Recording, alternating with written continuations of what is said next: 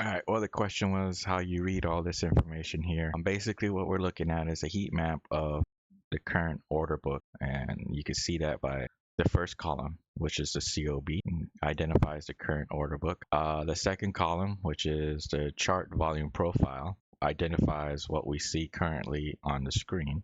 The third column is the session volume profile, which covers from the session open. So this is basically the entire session. The last one is my cloud node column. These are micro high volume nodes that are plugged in manually, and they're identified by like this point of control. The point of control right here on the chart identifies the center of the market. So this is where we have the most volume traded currently. This point of control is a variable, so it will change throughout the day.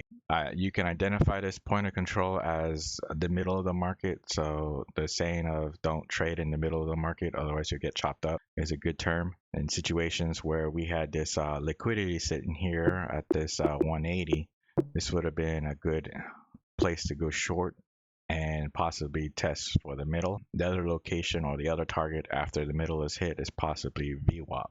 What we're looking Sweep, at yes.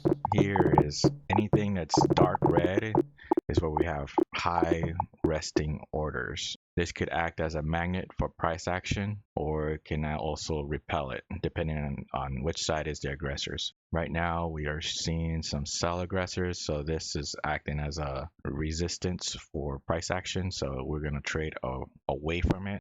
A good method to identify maybe exhaustion or trend reversals is to pay attention to the stops. These green dots here on the chart are the stop indicators. This is a add-on from Bookmap. We also have iceberg order identification. This here, let's see what else we got. Sweeps and absorption. The sweeps are the dots. That's when price action flows through on the book. So it's sweeping the book of Stop and all Q buy. orders. And absorption is when you have an order that's resting, it's sitting. It's kind of like an iceberg order, but it's on the book and it just absorbs the current price. So it's like a passive player in the market. So as you see right here, that red line rested in liquidity, pushed this down, went down, kind of got close to point of control. Order got pushed down. So this is a bearish type of price action, or bearish of stacking of the book, I guess. When you look closer, you want to see price, the more orders to come behind it to help push the price down. If this is just sitting here and resting, this could be a target for someone else who wants to move the price up higher.